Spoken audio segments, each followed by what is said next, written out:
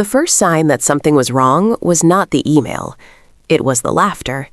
Not the kind that spills out of real joy.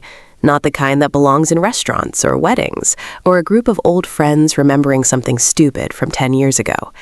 This laughter was thinner than that, sharper. The kind people use in offices when they are trying to survive the person with the most power in the room. I was halfway down the glass corridor toward conference room B, balancing a cardboard tray with 2 coffees in one hand and my phone in the other when I heard it. I slowed without meaning to. On my screen was a text from my mother, sent 12 minutes earlier. "Are you coming Sunday this time, or should I stop asking?" I stared at it while walking. That was my problem. Not the only one, but one of the oldest.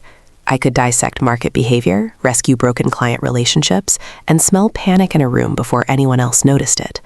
But when it came to the people who actually loved me, I had a habit of reading their messages like they were calendar alerts, something to deal with later, something that could be postponed until after the meeting, after the quarter, after the launch, after the fire. There is always a fire when you live the way I did. I was about to lock my phone and push through the conference room door when I heard my name from inside.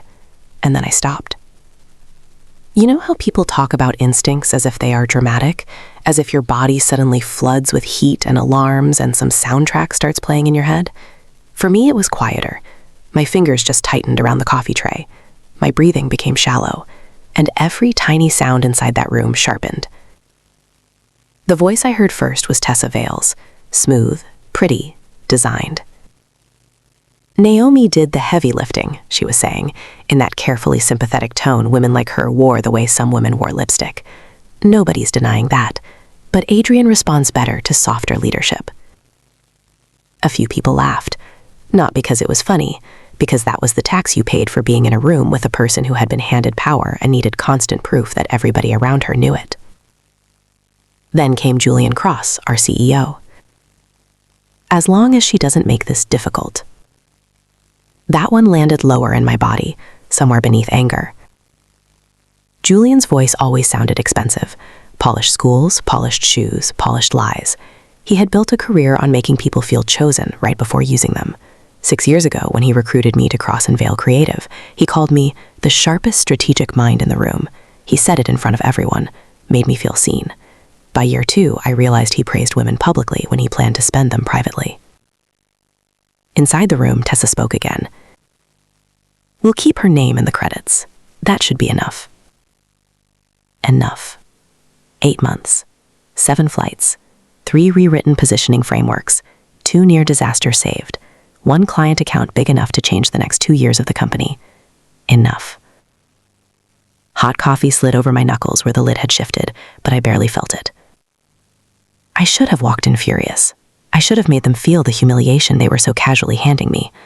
Maybe that would have been healthier, cleaner. But pride is not clean. Pride made me do what it had trained me to do for years. I fixed my face, I opened the door, and I walked in smiling. "Morning," I said. "I brought coffee." Every head in the room turned at once. Conference room B looked exactly like the kind of room where people betrayed each other politely. Frosted glass, pale oak table, expensive speakers mounted like discreet threats in the ceiling. On the screen at the front of the room was the title slide for the Wren and Alder pitch deck. My deck. Only the name under it now said, Presentation Lead, Tessa Vale. For 1 second, nobody moved. Then Julian recovered first, of course. He always did. "Naomi," he said, smiling too wide. Perfect timing. That word told me everything. Perfect timing meant inconvenient presence. It meant he wanted the room to believe this had always been the plan. Tessa stood at the far end of the table in a cream blouse and a face arranged into concern.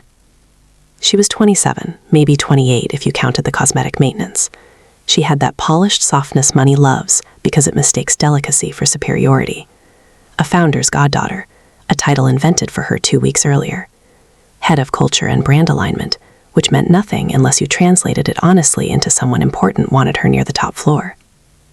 "Coffee," I said, setting the tray down. I wasn't sure whether anyone had eaten yet. A few people murmured thanks. Nobody reached for a cup. Julian cleared his throat. We were just talking through a small role adjustment for tomorrow. There it was. I pulled out a chair and sat down, deliberately unhurried. Were you? Tessa gave a practiced little laugh. Nothing dramatic, just positioning. I looked at the screen again, then at her. Interesting choice of word. Julian leaned forward, fingers laced. Adrian Wren is particular. We think the room will benefit from a slightly different tone at the top. Tessa will lead the narrative. You'll be there to support. Support. The room got very quiet. It is amazing how silence changes depending on who controls it. There's the silence of respect, the silence of grief, the silence of people waiting to see blood. This was the third kind. I crossed one leg over the other and let my gaze drift to the screen as if I were studying alignment on the title slide. And when were you going to tell me? Julian gave a little shrug, almost paternal. We're telling you now. It was such a neat answer, I almost admired it. Tessa stepped in before I could say anything else. Naomi, I know you've put a lot into this, truly, but Adrian is a relationship buyer. He responds to warmth, agility, vision. We're just making sure we meet him where he is. Warmth. That was the language they used when they wanted to sand me down into something more convenient. The truth was uglier and much smaller. Adrian responded to preparation. He responded to precision. He responded to the kind of quiet competence that came from understanding not just what a client wanted to say publicly, but what he was terrified of privately. Tessa had met him twice. I had spent 8 months learning where the bones were buried. I should tell you something that makes me less heroic here. Part of why this hurt so much was because it was not my first warning. For months, Mira had hinted that Tessa was circling the account. Small things at first. Invitations Naomi somehow had not been included on. Draft language softened after Naomi wrote it. Julian suddenly wanted more collaborative energy in rooms Naomi used to run alone. I saw it. I ignored it. Because that was another one of my flaws. I had survived so many rooms by being the smartest person in them that I started believing intelligence alone could outlast politics. It can't. Sometimes it only makes people resent you more efficiently. Julian slid a printed agenda toward me, as if that made any of this professional. The final run-through is this afternoon. Tessa takes primary, you handle any technical follow-up if Adrian asks. I glanced down. My closing section was gone. Not reduced. Gone. That was the moment something cold moved through me. Not rage yet. Rage is hot and dramatic and almost pleasurable in its own way. This was colder than that. Recognition. The moment you stop asking whether people are disrespecting you and start measuring how far they are willing to go. I looked up slowly. You removed my clothes. Julian did not blink. We tightened the flow. Tessa folded her arms, but lightly, like she was posing as a thoughtful executive in an ad for a bank. The deck needed cohesion. I almost laughed. Because the deck had cohesion, I built the cohesion. What it no longer had was any trace of the strategic spine that made it valuable. Instead, it had been polished into something easier to present and harder to trust. I looked around the room. People I had stayed late for.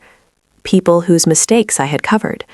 People who had watched me drag failing accounts back to life and then thanked me in parking garages because they were too afraid to support me in meetings. Most of them could not meet my eyes. There was only one person who did. Mira Patel, seated halfway down the table with her laptop open and her shoulders too tight. Mira had the kind of face people underestimated because it looked kind, not weak, just unarmed. She was 26, maybe 27, with dark hair usually twisted up with a pencil, and a habit of noticing things other people missed because she spent more time listening than performing. I had hired her 18 months earlier after watching her correct a senior director's numbers without humiliating him. She looked at me now with an unmistakable alarm. She knew. More importantly, she knew that I knew. I stood. Julian's smile flickered. Naomi. No, I said pleasantly. It's fine. That unsettled them more than shouting would have. I gathered one of the coffees and took a sip, though it had already gone lukewarm. If Tessa is leading, then I assume she's also ready to answer Adrian's questions on staggered regional rollout, channel dilution risk, and private label contamination. Tessa lifted her chin. Of course. Good. I set the cup down. Because if he asks about the licensing concerns tied to brand fatigue in the second-year expansion model, I'd hate for warmth to carry the whole room. A few eyes dropped to the table. Tessa's smile held, but something behind it sharpened. "Thank you, Naomi." "You're welcome." Julian cleared his throat again, the way men do when they need to retake control of a scene they assumed would be simpler. "We all want the same thing here." That line always means someone is lying. I picked up my phone from the table. My mother's message was still sitting there. "Are you coming Sunday this time, or should I stop asking?" For some reason, it hit harder now. Because in that room, with my work being stripped apart by people who would happily call me difficult if I objected, I suddenly saw the shape of my life too clearly. I had spent years making myself useful to people who admired results and resented the person producing them. And every time someone real asked me for time, I had offered them delay. I slipped the phone into my pocket. "Anything else?" I asked. Julian, relieved by my composure, relaxed too soon. "That's all for now?" Tessa smiled like a woman who believed a battle had ended because the other side had not screamed. "We appreciate your flexibility." Flexibility. Another beautiful corporate word. It really means bleed quietly. I gave her a nod. "Of course." Then I walked out. The second the door shut behind me, I knew two things. First, if I reacted too soon, they would tell me the story. Second, if I did nothing, they would erase me with my own work. Neither option tasted good. At my desk, I set my bag down and stared for a full minute at the framed city skyline across from me without seeing any of it. My office was not large, but it was one of the few spaces in that building that I felt lived in. A brass desk lamp from a flea market, 2 stacked legal pads, a charcoal sweater hung on the back of the chair because the air conditioning on our floor was always set to museum crypt. The place looked less like a branding executive's office and more like a war room disguised as taste. I had earned that room, which made what happened next feel even uglier. My inbox pinged. From Adrian Wren. Subject, tomorrow. I opened it. "Looking forward to tomorrow. Hope you'll be in the room. You understand the bounds of this better than anyone." I read it twice. Then a third time. Positive. Not emotionally. Strategically. The client still saw me. The client still trusted me. The client had no idea what my own company was doing behind the scenes. For a moment, the pressure inside my chest loosened. Competence might still matter. Trust might still have a chance to beat politics. Then my internal chat lit up. "Do you have a second? Alone? Please?" 3 minutes later, she slipped into my office and shut the door behind her. Her face was pale. "They changed more than the lead line," she said. I said nothing. She came to my desk, set down her tablet, and turned it toward me. The final deck opened on screen. At first glance, it looked like mine. Same color system, same layout rhythm, same sequencing logic. Then I started clicking. My architecture was still there underneath, but the strongest sections had been softened, reworded, pulled apart. My risk management framework had been reduced to 3 vague bullets. My closing argument had been cut completely. The brand protection layer Adrian cared most about had been relocated to appendix material, as if it were optional. And in the author metadata, most of the revised slides now showed, edited by Tessa Vale. Not word-for-word theft. Worse, the kind of theft designed to survive accusation. Naomi inspired, Tessa led. Naomi contributed, Tessa shaped. Naomi did the hard part. Tessa got the room. I looked up at Mira. "How long have you known?" She swallowed. "Not all of it. Enough to worry." "Why didn't you say something sooner?" The question came out colder than I meant it. She flinched, only slightly. "Because every time I almost did, something changed and I thought maybe I was being paranoid. And because..." She hesitated. "You don't always make it easy for people to warn you." That one landed. Not because it was cruel, because it was fair. I leaned back slowly. There it was again, my flaw, not invented by enemies, confirmed by someone loyal enough to tell me the truth. When you spend enough years becoming difficult to dismiss, you often become difficult to approach. I rubbed once at the bridge of my nose. What else? Mira glanced at the closed door, then lowered her voice. HR thinks you requested a reduced role. I looked at her.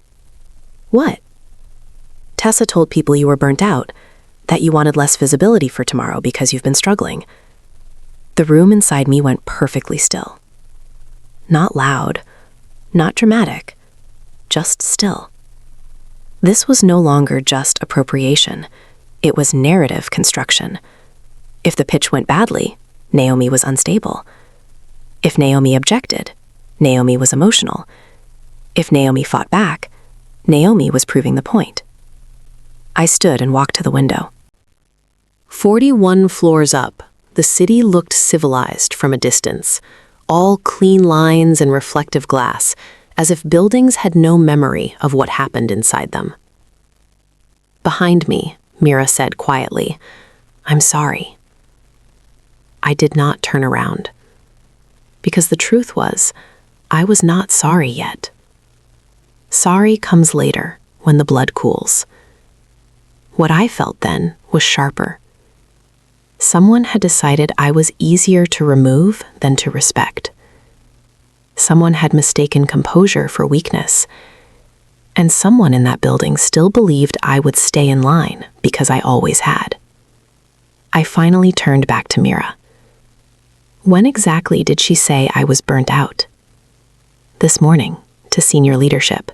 Maybe yesterday too, I'm not sure. I nodded once. Tomorrow's pitch was no longer the battlefield. The battlefield had already started. And I was just now being informed that war had been declared. By the time Mira left my office, the building felt different. Same polished floors, same tasteful silence, same glass walls pretending transparency while hiding the real game. But once you know people are building a version of you behind your back, everything changes shape. Every smile starts to look rehearsed. Every delay feels intentional. Every just circling back carries the weight of a knife politely wrapped in soft language. I stood at the window for a long minute after she was gone, looking down at the traffic moving in neat, obedient lines below. Tomorrow's pitch had been the center of my life for months. Now it was something else entirely. A stage, a trap, a test. And like most traps, it only worked if the person stepping into it did not realize the floor had already been weakened. My phone buzzed against the desk. I looked down, expecting another internal message or some fake casual note from Julian trying to normalize what had just happened. Instead, it was a text from an unknown number. "This is Elena from Adrian's office. He's adjusted tomorrow's seating. He wants you beside him for the strategy discussion. Please don't be late." I read it once, then again. For the first time all morning, I smiled. Not because I felt safe, because I finally saw the exact size of Tessa's stupidity. She thought this was internal. She thought leadership was a costume and presentation was power. She thought that if you controlled the deck, the titles, and the optics, then reality would eventually kneel and follow. But Adrian Wren was not a LinkedIn audience. He was not a boardroom tourist, and he did not move serious money based on who looked best standing at the screen. He had built Wren & Alder over 26 years without ever once becoming noisy about it. Old luxury retail, family-owned, controlled expansion, slow trust. The kind of business that did not mistake velocity for intelligence. The kind of client that heard overpromising as disrespect. Tessa had met him twice. Both times she came back talking about his cufflinks, the way his assistant took notes, and how surprisingly understated he was for someone with that much money. That was when I knew she didn't understand him at all. People like Tessa always believed restraint meant softness. They never recognized it as control. I typed back nothing, not because I did not appreciate Elena's text, but because silence had started to feel more useful than reaction. 2 minutes later, my office line rang. Julian. Of course. I let it ring twice before picking up. Naomi. "Just wanted to check in," he said, voice smooth enough to oil machinery. Make sure we're aligned for tomorrow. Aligned. There are words that should be illegal in corporate settings because of how often they are used to decorate betrayal. Aligned was one of them. We're aligned, I said. Good. He paused. I know today felt abrupt. Abrupt. Another lie dressed for work. I'm not sentimental about titles, Julian. No, I know that, he said quickly, relieved by what he thought was compliance. This is about chemistry in the room. Tessa brings a certain ease, a certain client-facing polish. I looked at the deck still open on Mira's tablet. Interesting, I said, because Adrian emailed me this morning saying I understand the bones of the strategy better than anyone. Silence. Tiny. Brief. But real. Then Julian recovered. Of course, which is why your support matters. Support again. I leaned back in my chair. That's not what I said. Another pause. This one longer. He lowered his voice a fraction, as if intimacy would soften manipulation.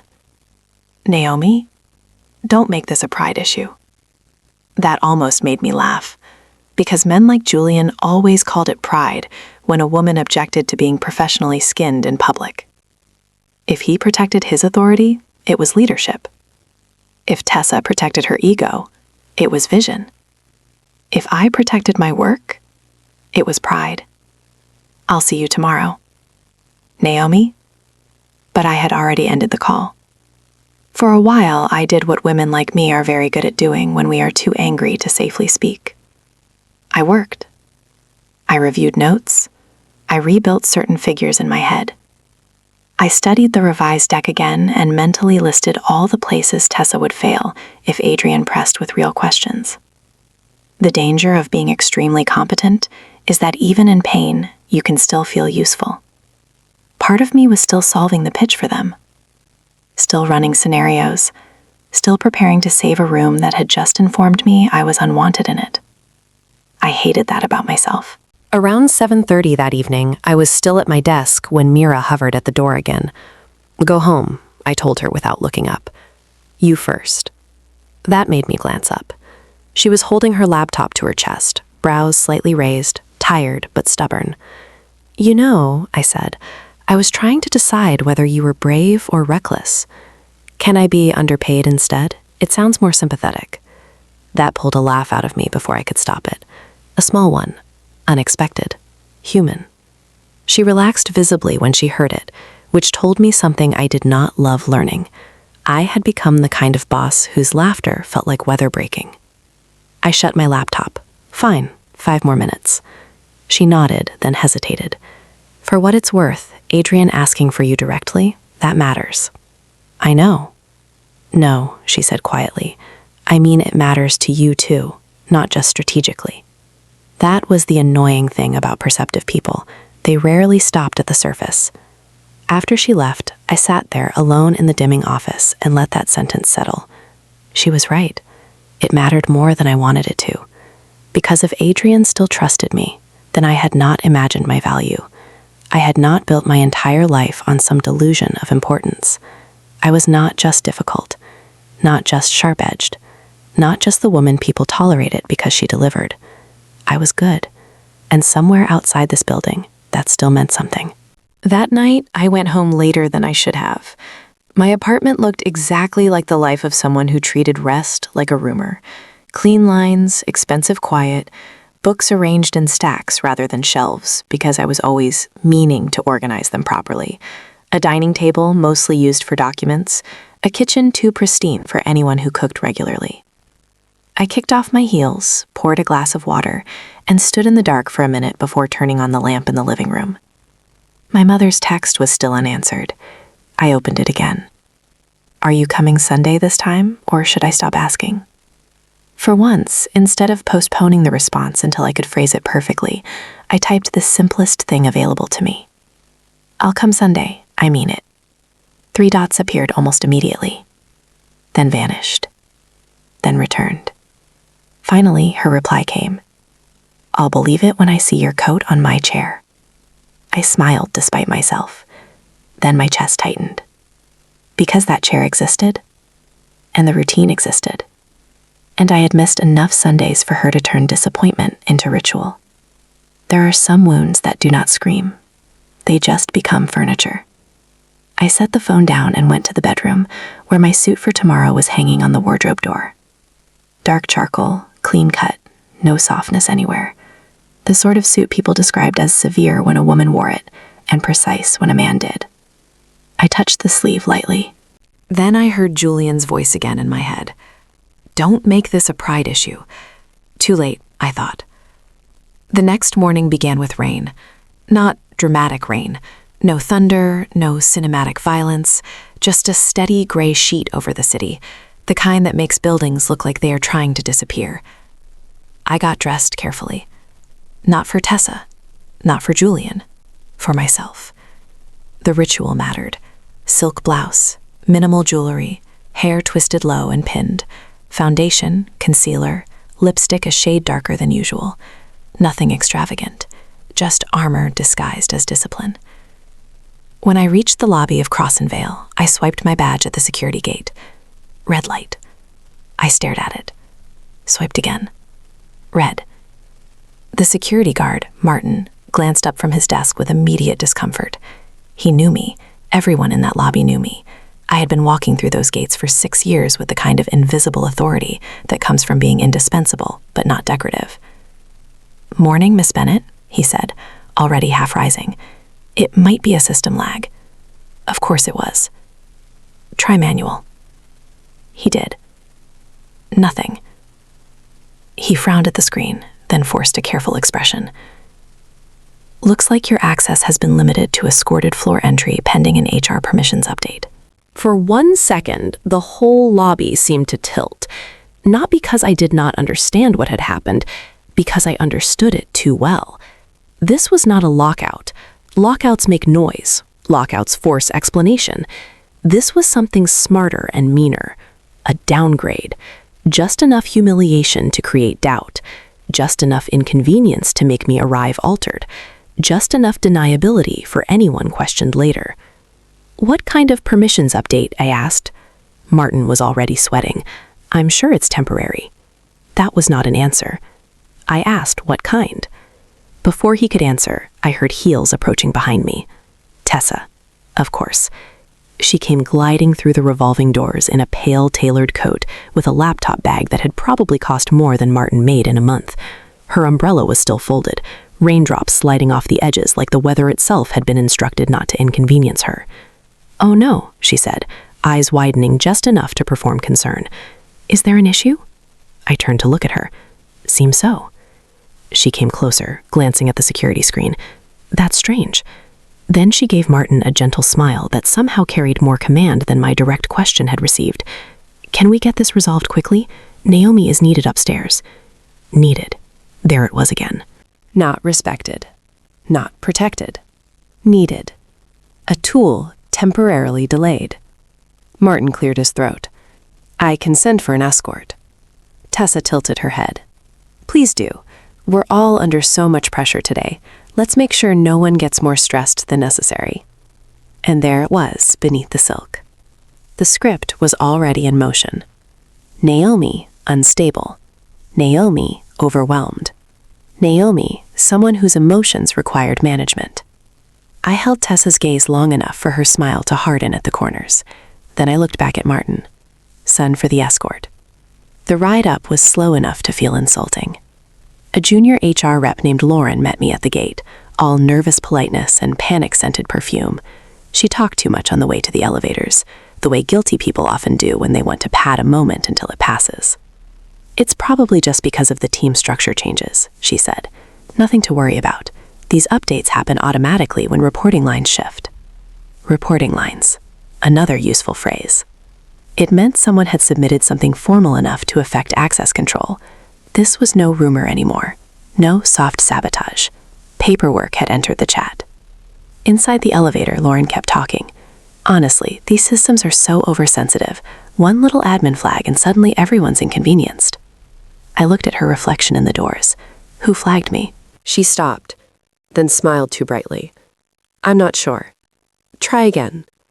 But the doors opened before she had to answer. When I stepped onto the 41st floor, I felt the atmosphere immediately. Not open hostility, something weaker and uglier. Avoidance. People looked up, then down too fast. A designer carrying boards nearly changed direction when he saw me. 2 account leads near the espresso machine lowered their voices the second I passed. I had spent years understanding room temperature. This one was cold with gossip. Mira appeared from the far corridor before I reached my office. She moved quickly, head down, like she didn't want to be seen intercepting me. "Inside," she said under her breath. Once the door shut behind us, she turned, face tight. "She told people you asked for reduced visibility because you weren't sleeping." I set my bag down slowly. "Anything else?" "She told legal you were still valuable but volatile." That one almost impressed me. It was strategically elegant. Don't erase Naomi entirely. That would raise questions. Keep her brilliant, keep her essential. Just make her emotionally expensive enough that replacing her looks responsible. I unbuttoned my coat. "How widespread?" "Senior leadership, HR, maybe more." Mira looked sick saying it. I think she wanted the narrative in place before Adrian got here. "She thinks the room is the real battle," I said. Mira blinked. "What?" "She thinks if she controls how I'm perceived before the meeting, then whatever happens in there will be interpreted through that lens." Mira was silent for a second, then said, "That's exactly what she's doing." I nodded. Tessa had instinct.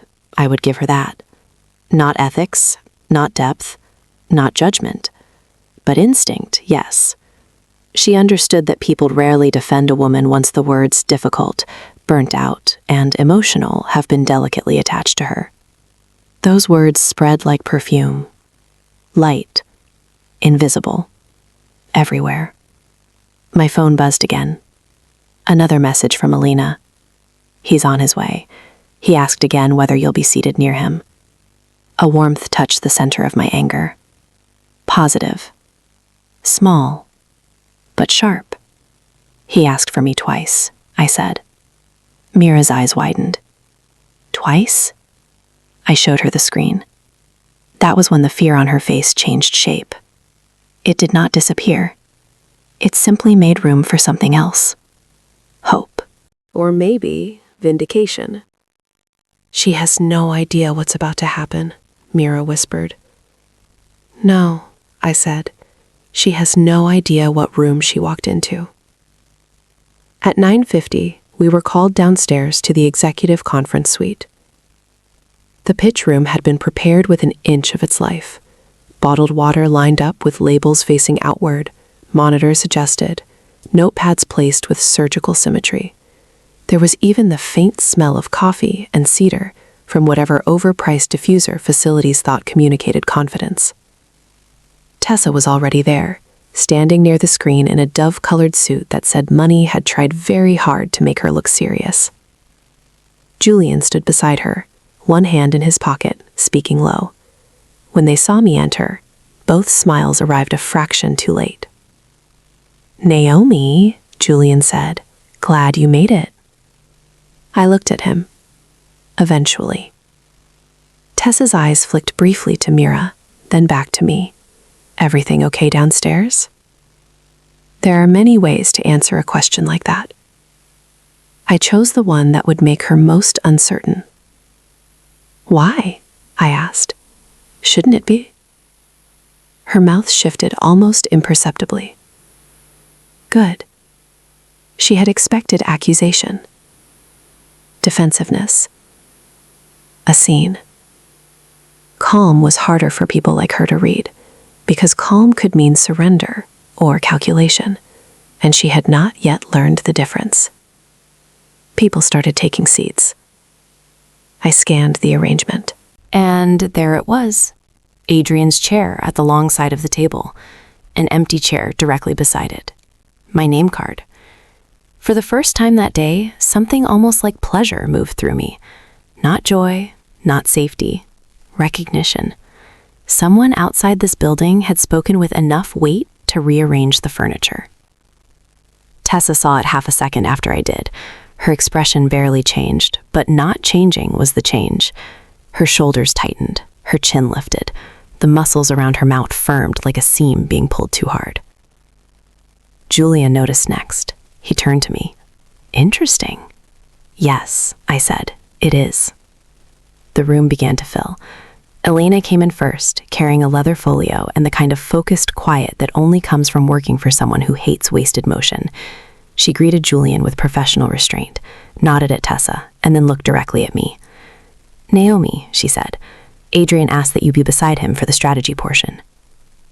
Not if convenient, not if possible. Asked, in front of everyone. Tessa moved before she thought better of it.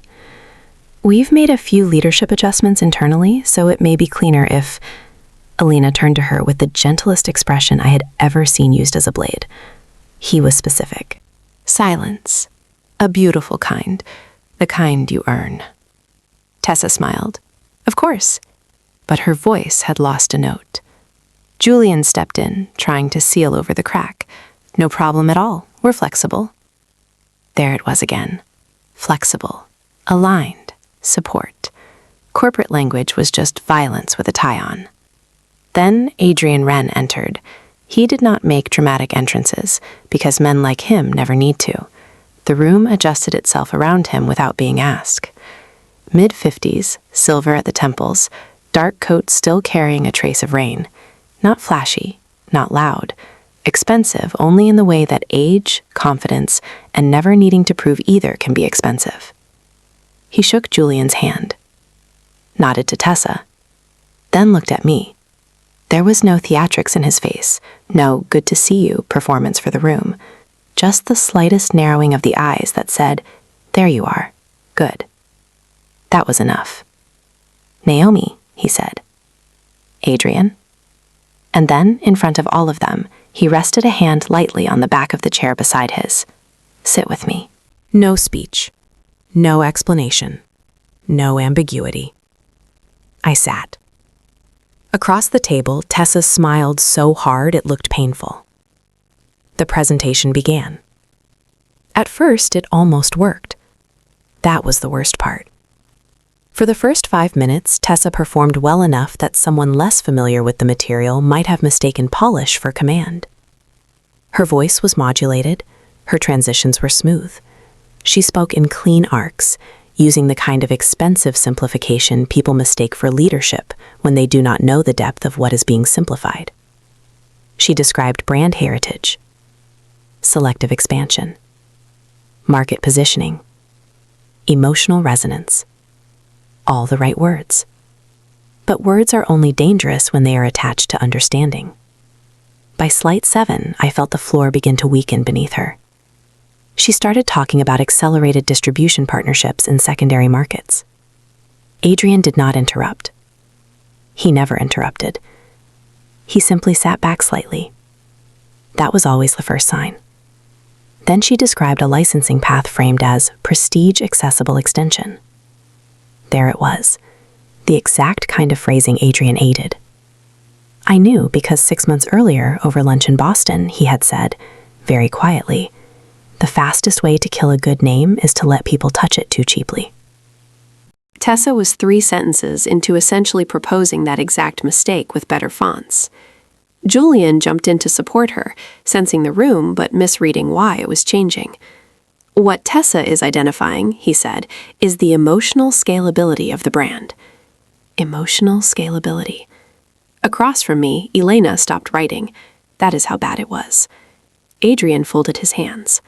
The room cooled. He let Tessa finish the slide. Then the next. Then the next. He waited until she had enough rope to no longer call it misunderstanding. Then finally, he turned his head toward me. Naomi, he said. The whole room stiffened. Yes? He looked once at the screen, then back at me. Is this your recommendation? And there it was. The question. Not shouted. Not theatrical. Worse. Clean.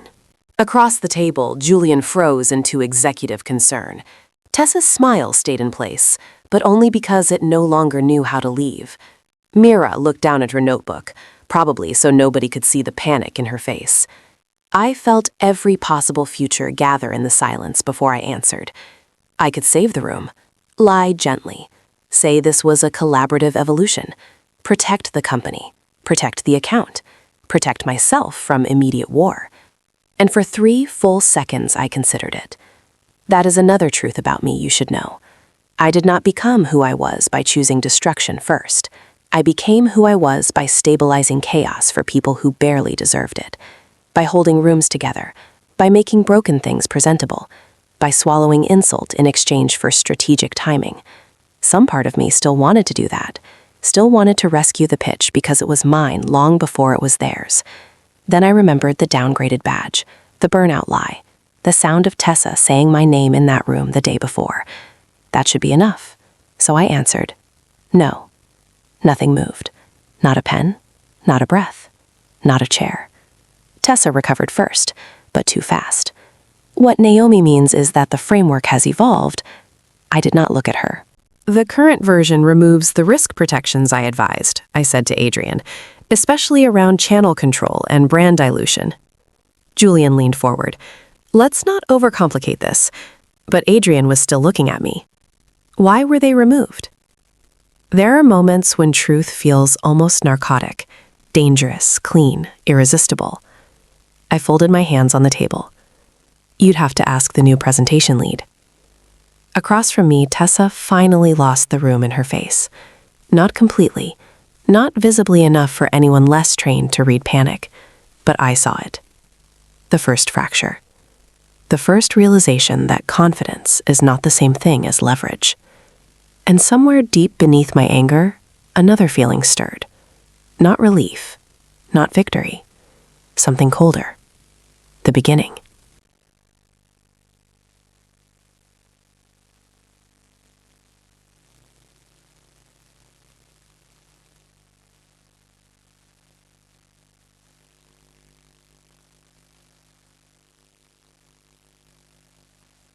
It is recognition.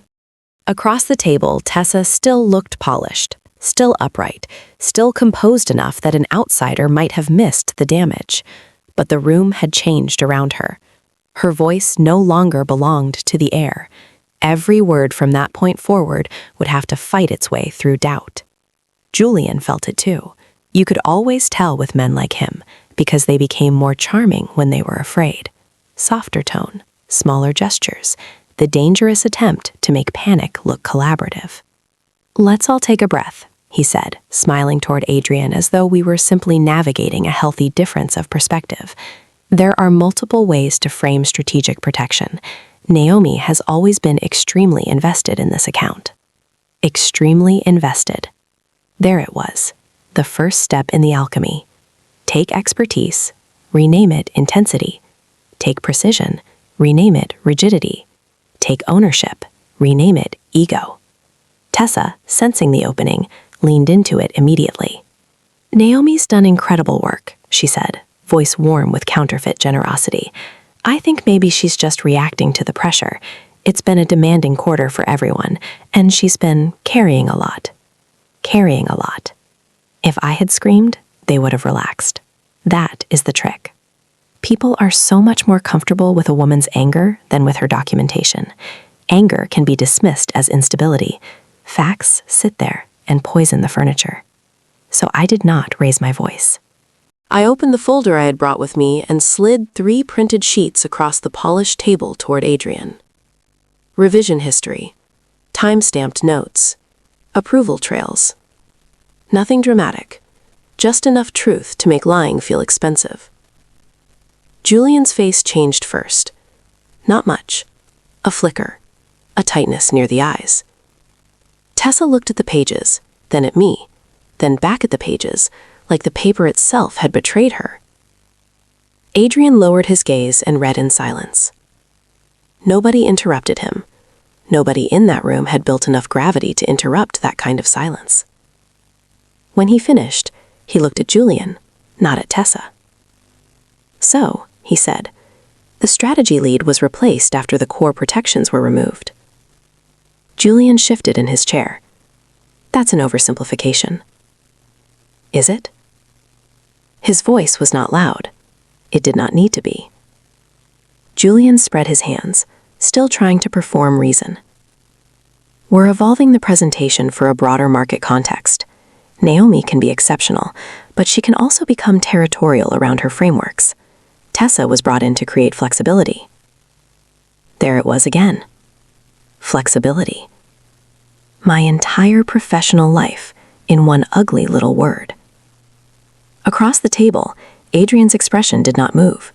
He simply turned to me again. Were you informed before the revisions? No. Were you consulted before your role was changed? No. Did you request reduced visibility on this account? The room snapped toward me. So that was how far the lie had spread. I felt Tessa's focus on the side of my face like heat from an open oven. Julian was suddenly very still. No, I said. I did not. Adrian leaned back. That small motion carried more force than anything Julian had said all morning. Tessa moved first. I think this is becoming personal. I finally looked at her. No, I said. It became personal when you told people I was unstable instead of admitting you didn't understand the work. The words landed so cleanly they seemed to ring. Tessa's color shifted. Not all at once. First the throat, then the cheeks. Julian stepped in fast. Naomi, enough. That was the moment. The final one. Not because Tessa had stolen from me. Not because Julian had let her. Not even because of the badge, the narrative, or the quiet public stripping of my authority. It was because even now, with evidence on the table and the client watching, they still expected me to absorb the insult so the company could survive itself. And suddenly, I was tired. Not theatrically, not romantically, just tired in the bones. I closed the folder. If you want this version, I said, looking at Julian, you should proceed without anything I built. Then I stood up. Tessa blinked. Julian stared. Mira's pen stopped moving. Naomi, Julian said with real alarm now, sit down. I picked up my bag. No. Then I turned and walked out of the room. Not rushed, not shaking, not triumphant, just done. The hallway outside felt colder than it had an hour earlier. Behind me, nobody followed right away. That told me the room was still processing what had happened, which meant Adrian had not immediately dismissed the scene as female emotion. Good. Let them choke on clarity for a while. I took the elevator down alone. Inside the mirrored walls, I looked exactly like the kind of woman who had control of her life. Hair in place, suit clean, mouth neutral, no visible damage. That is the problem with surviving elegantly. People assume survival means the injury was light. By the time I reached the lobby, my hands had started to shake. Not enough for anyone else to notice. Enough for me. I pushed through the revolving doors and crossed the street to a cafe I had passed 100 times and never once entered because I was always too busy going somewhere else. Inside, it smelled like espresso and wet coats. I ordered tea. I do not even like tea when I'm angry, but coffee would have pushed me into a sharper kind of shaking, and I needed my body to stop feeling like it had been plugged into live current. I sat near the window where I could see the building. Cross and Vale rose above the street like all expensive mistakes do, tall, reflective, sure of itself. Somewhere on the 41st floor, Julian was still trying to convert humiliation into language that could survive a follow-up email. Somewhere in that room, Tessa was learning the difference between being allowed to talk and being able to lead. I wrapped both hands around the cup and stared through the rain-speckled glass. Now that the walkout was done, the consequences were finally free to arrive. What had I actually done? Burned the account? Destroyed 6 years of political capital? Given Tessa exactly what she wanted, proof that I was difficult in public. My chest tightened. This is the part people leave out when they tell revenge stories. The space between the first strike and the first reward. That empty stretch is full of ugly questions. What if you were right and still lose? What if truth is not enough? What if you finally refuse to kneel and discover everyone preferred you on your knees? I was still sitting in that thought when the cafe door opened and Adrian Wren walked in. He did not hesitate. He did not scan the room theatrically. He saw me, removed his coat, and came directly to my table, like a man who had already decided where the conversation belonged. "May I?" I nodded once. He sat. For a second, neither of us spoke. Rain tapped softly against the glass. A milk steamer hissed behind the counter. Someone at the back laughed at something ordinary and irrelevant. "I wanted," Adrian said at last, "to see whether you left because you were bluffing or because you were finished." I held his gaze. "I don't bluff when people steal from me." Something shifted in his expression. Approval, maybe, or recognition. The kind people like him only give when someone says something cleaner than diplomacy. "No," he said. "I didn't think so." He folded his hands on the table. "Do you know why they lost me? Because the strategy was bad? That would have been survivable." I said nothing. He glanced once toward the building across the street. "They lost me because trust collapsed in real time. Bad strategy can be repaired. Vanity can be managed. But if a firm starts lying to me inside the room, I assume the lies began before I arrived." That sentence sat between us like a polished blade. I looked down at the tea I still had not touched. "Then I'm sorry." For what? For bringing the mess into your process. He let out the smallest breath that almost resembled a laugh. "Naomi, the mess was already there. You just stopped acting as insulation." That landed harder than I expected, because insulation was exactly what I had been. For years, the thing between chaos and consequence, the woman who translated incompetence into elegance, who made bad decisions look temporary and weak leadership look coordinated, who bled quietly so the company could stay clean. Adrian leaned back slightly. "Tell me honestly, if you had stayed in the room, could you still have saved the relationship?" "Yes." "And did you want to?" That question was more dangerous. I thought about it before answering. "Yes," I said, for about 3 seconds. He nodded like that was the right answer. Then he reached into his folio and pulled out a slim envelope. "I'm not going forward with Cross and Vale." I looked at the envelope, but did not touch it. I gathered that. I still need the work done, but I need it done by adults. His tone never changed. No flourish, no salesmanship. That made the offer feel heavier. "This," he said, sliding the envelope toward me, "is a 6-month consulting proposal. Strategic advisory, relaunch architecture, and transition support, while I assess alternate agency options. It is not employment. It is freedom with structure. You can accept it, reject it, or negotiate it, but I would prefer you on my side of the table." For 1 second, I forgot how to breathe. Not because I had never been recruited. I had. Good people in my world are always quietly being watched by other firms, other funds, other founders. But this was different. This had arrived not after a polished quarter or an award ceremony or a successful rollout. It had arrived in the aftermath of humiliation, when my own company was in the middle of reframing me as unstable. He was not buying my shine. He was buying my fracture and what it had revealed. I finally picked up the envelope. What happens if I say no? Then I respect that. He paused, and I assume someone else will be smart enough to ask. That almost made me smile.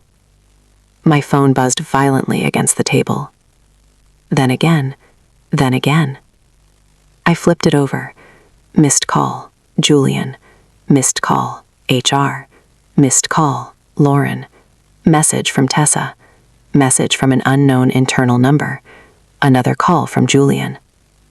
Tessa's message preview showed just enough to make my jaw tighten. "I think things got out of hand.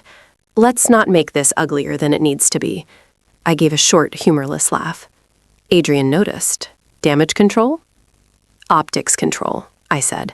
"Damage would require self-awareness." He did not smile exactly, but something near it touched the corner of his mouth. "Will they come after you?" "Yes." "Good." That pulled my eyes back to him. He folded his coat over one knee. People tell the truth fastest when they're losing money. My phone buzzed again. This time, the message preview made the warmth leave my face. You should know Tessa is saying you shared internal material in the room. Legal is involved. Call me. Mira. For a second, the cafe disappeared. Not literally, but the edges of everything pulled inward. That was the escalation. Not just difficult, not just unstable, now dangerous. If they made me a confidentiality risk, the story would spread beyond one client, beyond one room, beyond one ruined morning. This was the kind of accusation that did not need to win in court to poison a reputation. It only needed to travel. Adrian saw something change in my expression. What is it? I showed him the message. He read it and looked up, his face unreadable. Did you? No. I know. He slid the envelope closer. Then don't panic before they do. That is one of the differences between powerful people and merely loud ones. The truly powerful rarely rush. They understand that panic is a gift you hand the other side when they have not yet earned it. I nodded once. Adrian stood. You don't need to answer me today, but if you decide you're done translating dysfunction for people who think competence is a mood swing, call me. He buttoned his coat. Then he looked at me one last time and added, and Naomi, the room believed you before they feared the consequences. That matters. Then he left. I sat there alone with the envelope in front of me and the building across the street still towering like it had not already begun to crack. A minute later, Mira appeared. Not because I had called her, because she was the sort of person who moved when it mattered. She dropped into the chair Adrian had just left and leaned forward, speaking low. She's telling legal you took internal drafts into the pitch and used them to undermine the firm. I stared at her. On what basis? On the basis that she's panicking. That was fair. Mira reached into her bag, pulled out a flash drive, and placed it on the table between us. What is that? Her jaw set. Everything I saved because I had a bad feeling. I looked at her. Meeting logs, version histories, message screenshots, revision timestamps, the reshuffled authorship, the notes about your burnout, her instructions to remove you from pre-briefs, Julian approving the role shift, everything I could quietly get without tripping security. For a moment, I did not touch the drive. I simply looked at it, because there it was again, the quiet loyalty of someone I had probably not thanked enough. Someone I had respected, yes, trusted with work, yes, but maybe not fully seen. Why? I asked.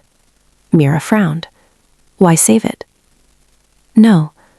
Why risk this? She leaned back and gave me a look that was almost offended. Because she was lying. Because he was letting her. Because watching people do that to someone and pretending it's above my pay grade makes me sick. Then, after a beat, and because you hired me when nobody else in that building remembered my name after interviews. That shut me up. Some debts are not dramatic. They just wait quietly until the day they become action. I picked up the drive. Thank you. She looked relieved to hear it. Maybe because I said it plainly. Maybe because she had not been sure I knew how. My phone buzzed again. Julian this time, followed immediately by HR. I declined both. Then I opened a new email, attached nothing yet, and typed a single line to Gavin Holt, the CFO. Before you accuse me of costing this firm its largest account of the year, you should identify who actually did. I attached the archive. Then I hit send. Mira's eyes widened. Straight to Gavin? Yes. Not legal? Legal protects exposure. Gavin protects money. I closed the laptop. If he realizes this is tied to revenue, he'll rip the walls open himself. For the first time all day, Mira smiled. Coldly. Proudly. A little dangerously. Remind me never to be on the wrong side of you. That would have sounded flattering on another day. Instead, it made something smaller and sadder move inside my chest. Because the truth was, a lot of people had been on the wrong side of me over the years, not because I was cruel, usually because I was too sharp, too tired, too efficient to notice when human softness was required. My mother's message surfaced in my mind again. The chair, the Sundays, the life I kept postponing until after the next catastrophe. Revenge was beginning to take shape. Yes, but beneath it, something else was surfacing too, the cost of who I had become while surviving people like Julian. By late afternoon, the first wave hit. Not officially. Informally. A text from an old colleague in finance. Hearing there's chaos upstairs. You okay? A message from a former client. Call me if you need a landing spot. Then Mira again. Gavin tore into legal. Tessa's crying. Julian locked himself in conference room D with HR.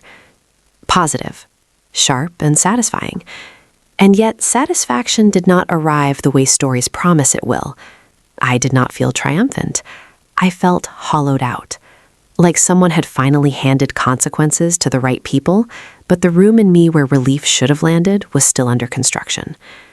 That evening, instead of going home immediately, I walked. The rain had stopped. The city looked scrubbed and indifferent.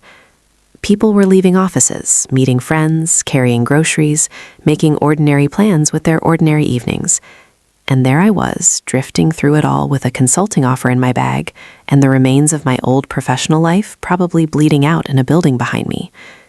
When I finally got home, I did not open the wine I was tempted to open. I took off my shoes. I sat at the edge of my bed, and I listened to the silence. Revenge, when it begins properly, is rarely loud. Sometimes it sounds exactly like this. For a while, she talked and I let her. A neighbor's son who got engaged, a cousin who moved and still had not called, the price of everything, the disrespect of winter. Then she set her fork down and looked at me properly. You only come like this when something is broken. I looked at the table. Usually I would have deflected, made a joke, turned the question into logistics. This time I was too tired.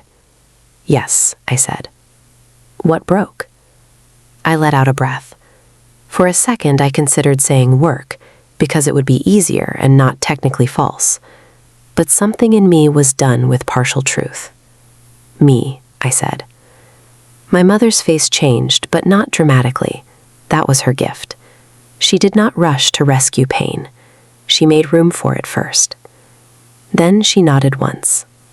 Well, she said, getting up to reheat something on the stove, as if we had been discussing weather. Sit down before you harden around it. That line hit harder than anything anyone had said to me all week. Sit down before you harden around it. As if hardening were a choice. As if I had not already spent years turning sharp because softness was expensive. As if she had seen it happening from a distance long before I admitted it to myself. I stayed there longer than planned. Long enough to drink tea that actually tasted like tea. Long enough to listen without checking my phone every 7 minutes. Long enough to remember that not every room required me to dominate it in order to survive it. On Tuesday morning, the board requested my presence for a formal review. Requested, not invited. That distinction mattered. By then, enough damage had surfaced internally that the company could no longer solve it with phone calls and tone adjustments. The matter had moved upward, where image gives way to liability. I arrived at headquarters just before 10. This time, my badge worked. Interesting. Lauren from HR met me in the lobby, looking as if she had not slept in days. Mira was there too. Off to the side. Quiet. Straight-backed. Not invisible anymore.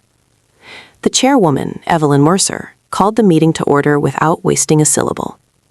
We are here, she said, to clarify who authorized the restructuring of account leadership on Wren and Alder, who communicated personnel instability to internal stakeholders, and whether false statements were made that endangered the account.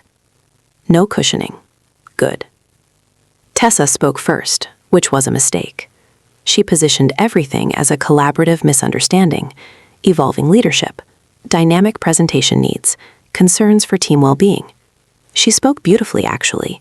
If language alone could bleach facts, she might have survived. Julian followed with a version of events so polished it almost floated. He admitted to communication gaps, but framed them as fast-moving executive judgment during a sensitive client cycle. Then Evelyn Mercer turned to me. Ms. Bennett. Yes. Did you request a reduced role? No. Were you told your badge access would be limited? No. Did you share confidential material with the client? No. Did you bring documentation to the pitch meeting? Yes. Why? Because my work had been altered, my role had been changed without consultation, and statements had been made about my professional state that were false. Evelyn nodded once. Then Gavin slid a packet down the table.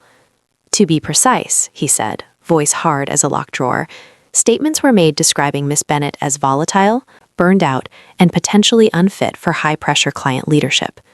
He looked at Tessa. Did you say those things? Tessa's throat moved. I may have expressed concern. That's not what I asked. Boardrooms are full of men who perform severity poorly.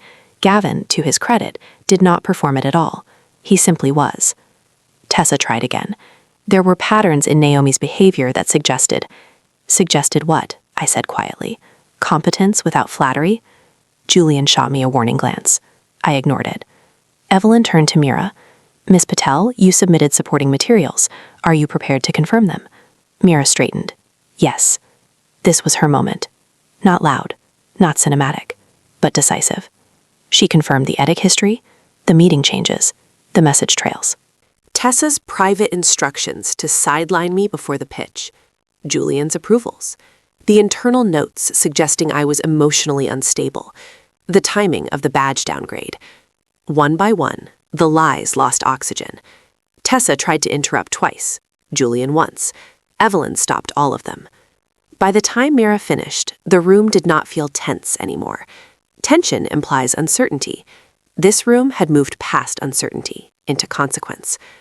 Julian made one last attempt. He leaned forward, voice lower now, almost wounded. Whatever mistakes were made, they were made under pressure with the company's best interests in mind. There are sentences so shameless they become clarifying. Gavin actually laughed. One short sound. No humor in it. The company's best interests, he said. You nearly cost us the account, triggered cross-client concern, and opened us to internal review because you let a vanity appointment tamper with revenue-critical strategy. Tessa went white. There it was. The sentence she had never expected to hear about herself. Vanity appointment. Not rising star. Not leadership talent. Not misunderstood innovator. What she was. Evelyn looked at Julian. Did you approve the role change? He hesitated. That hesitation killed him more thoroughly than any answer could have. Yes, he said finally. And the instability narrative? I allowed concerns to circulate before they were properly verified. Coward's language, but close enough. Evelyn folded her hands. Noted. Then she turned to me. Miss Bennett, given the damage done, the firm is prepared to discuss corrective action, including restoration of authority, revised title, compensation adjustment, and public clarification of your standing. There it was. The offer. Not apology. Not repair. Purchase. A better title. More money. A shinier collar for the same neck. For years, this would have been enough to stop me. More than enough, probably. I had built so much of myself around being needed that I might once have mistaken a desperate retention package for justice. The old Naomi stirred for one dangerous second. The one who wanted the room back. The team back. The power was reinstalled with a visible ceremony. The one who wanted them to finally choke on how valuable she was. Then my phone vibrated inside my bag. I knew before looking who it was. Adrian. I did not need to open the message to know what it meant. Outside this room, another future was already waiting, one that had not required me to beg for recognition from people who only understood worth after setting it on fire. I looked around the table, at Tessa, shrinking in real time beneath the collapse of her own performance, at Julian, who would likely not be fired today because men like him are rarely removed in a single clean motion, but who had already lost something more corrosive, confidence in his invulnerability. At Gavin, angry not because what was done to me was morally ugly, but because it had become expensive. At Mira, who had risked herself to tell the truth. At the board, who were only honest now because dishonesty had finally acquired a price tag. Then I looked at Evelyn. "No," I said. The room stilled. She blinked once. "No? No, I'm not returning." Julian's head snapped up. Gavin frowned as if I had just refused oxygen. Evelyn remained composed. "You understand the implications?" "Yes." "May I ask why?" This deserved a clean answer. "Because you don't actually want me back," I said. "You want the consequences of losing me to stop spreading." Nobody spoke. So I continued. For years, I translated dysfunction into results. I protected weak leadership from the price of their own choices. I kept accounts stable, teams moving, clients calm. And the moment it became politically convenient, that record was treated like background noise, while my work was repackaged and my judgment was pathologized. I turned slightly toward Jillian. You don't get to call a woman difficult because she notices the theft before the invoice arrives. Then toward the board. You noticed my value only when it became expensive to ignore. That is not respect. That is delayed panic. Silence again. Real silence. The kind that leaves marks. Evelyn sat back, studying me with something that might have been regret or simply revised assessment. "I see," she said. "Yes," I replied. "You do now." I stood. For a second, no one moved to stop me. Tessa looked up at me then, and all the polished cruelty was gone from her face. What remained was smaller and more ordinary. Fear, shame, the first raw glimpse of what happens when someone who has always been buffered from consequences finally touches one. She opened her mouth as if to say something. Maybe sorry, maybe please, maybe nothing useful at all. I did not wait to find out. I picked up my bag and walked to the door. Mira's eyes met mine as I passed. I gave her the slightest nod. Not grand enough to embarrass her, enough to say I knew exactly what she had done. In the hallway outside, I finally checked my phone. One message from Adrian. "My office or yours? Your call." I laughed. Softly this time. Not bitter, not sharp, just free enough to hear the sound differently. By Friday, the company announced an internal restructuring. By the following Tuesday, rumors of Julian's exit had begun circulating through every corridor that mattered. Tessa disappeared for a while, which was probably wise. People who build themselves from reflected light do not do well in sudden darkness. As for me, I signed Adrian's consulting agreement with 2 revisions and one very expensive clause protecting my autonomy. Mira resigned 2 weeks later. I hired her 3 days after that. My new office was smaller than the old one, less polished, ugly lamps, better people. No one there needed me to be softer in order to feel large. No one confused calm with submission. No one treated my precision like a character defect until they required it. The real ending happened on a Tuesday evening, not in a boardroom, not during a call, not when the industry whispers finally started turning in my favor. It happened when my calendar reminder went off at 6:30. Dinner at Mom's. Don't cancel. I looked at the screen, smiled, saved my work, and actually left on time. On the way out, I caught my reflection in the darkened glass of the office door. For years, I had looked at myself the way companies do, as function, as output, as the woman who could hold together whatever everyone else broke. Now I looked like something else. Not softer, not smaller, not easier. Just no longer for sale in the old way.